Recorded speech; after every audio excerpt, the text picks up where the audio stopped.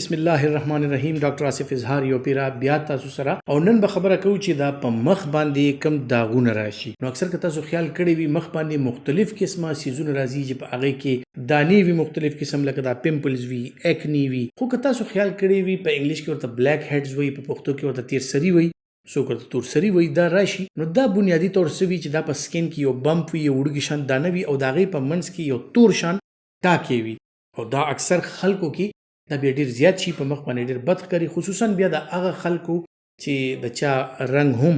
سپین وي نو هغه خلکو کې بیا کافي لکه د دې صفا پته لګي په مخ باندې چې دا راشي. اوس که تاسو وګورئ دا بلیک هیډز یعنی دا چې کوم دي نو دا اکثر لا زیاتر د هغه خلکو باندې راځي چې چاته سړو کې چې د چا ګڼه ګیره وي شی ډیر زیات ګڼ وي او داسې په زنانو کې بیا اکثر لا هغه زنانو کې راځي چې د کمو چربي زیاته وي د کمو وزن زیات وي د کمو سکن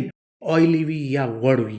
اکثر لا داسې کنډیشنز په زنانو کې چې بیا راشي چې کم کې لکه پریګننسي راغله د حمل دوران کې یا داسې نور سټرسفل کنډیشنز راغلو خصوصا بیا چې د دې په وجود کې ورسره د آیرن کمی هم راشي د وینې کمی هم راشي نو هغې سره د دې د مخ دا رنګ زیړ شي او دا ټاکي چې کم دی یا د داغونه چې کم دی یا د بلیک هیډز یا تیرسري دا په بیا آزاد ښکاري. نو اوس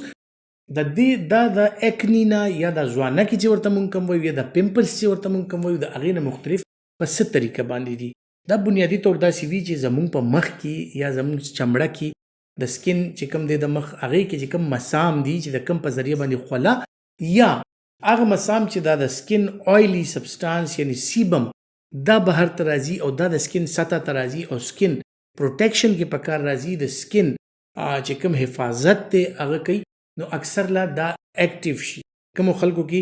چې غوړ زیاتی د ویني یا د هغې سکن آیلی وي وزن زیات وي هغه خلکو کې چې کوم دی د سیبم پروډکشن زیات نو اکثر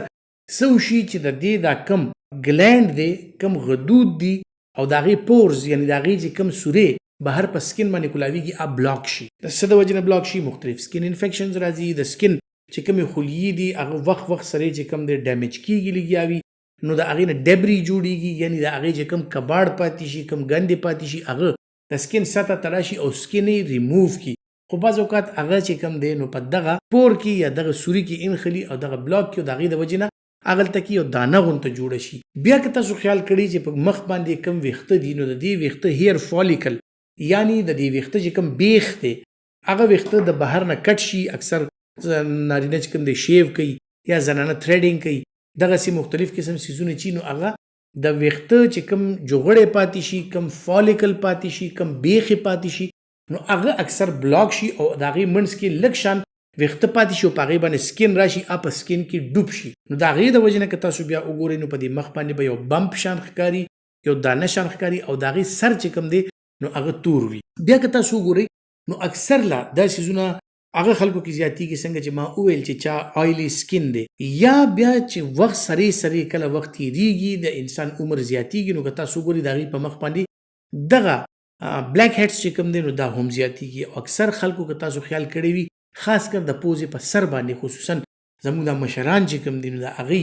بیا د پوزې سر دغه چې کوم دی د هغې سایز هم غټېدل شروع شي پوز هم غټېدل شروع شي وخت سره سکن هم تیک شي او په هغې کې پورز هم راشي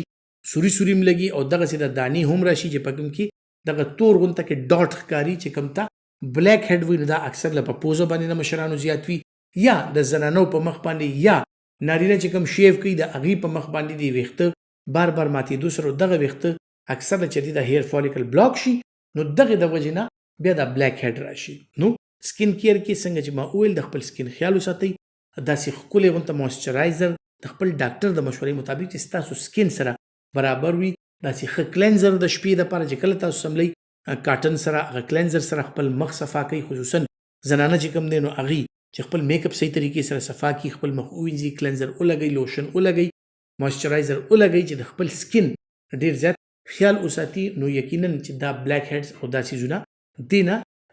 یقینا بچ کېدی شي. بل اکثر خلک دا تپوس کوي چې یاره د دې علاج څه دی نو د دې علاج څنګه چې ما وویل چې دا به ډېر جینټلی هینډل کې د سکن د صفای خیال ساتل دي نوکانو نه دا بچکول دي چې دا شکول دا ګرول یا سختی سره مګل یا بار بار په دې باندې صابون اپلای کول یا بار بار په دې باندې کلینزر یا مختلف کیمیکلز اپلای کول دا سیزونه او خصوصا اکثر خلک ویره په مخ باندې زخم راغونو سپیرټ یا ډیټول یا د مختلف دا قسمه سیزونه په استعمالي نو دا بالکل په دغه زخمونو باندې د مخ په زخمونو باندې نه دي استعمالول پکار ځکه چې دې سره سکین نورم ډیمیج کیږي نو تاسو د خپل ډاکټر مشورې مطابق څخه کلینزر یا خلوشن دا استعمالول شي بیا دې نه علاوه چې کوم دی نو په خوراک کې موږ د سیزونه دغه کو استعمال کو چې هغه کې فیټس کم وي هغه کې چربي کم وي سبزیانو زیات استعمال کو هایډریشن اوبه د ټولو نه زیات ضروري شي چې کوم دی دغه دی چې زمونږه سکین چې کوم دی هغه ویل هایډریټډ وي مونږه اوبه شربت کاوه دا مختلف سیزونه د دې استعمال زیات کو او ورسره چې کوم دی نو څنګه ما وویل چې نیوټریشنل سپلیمنټس کله چې کوم دی زنانو کې پریګننسي دوران کې یا داسې نور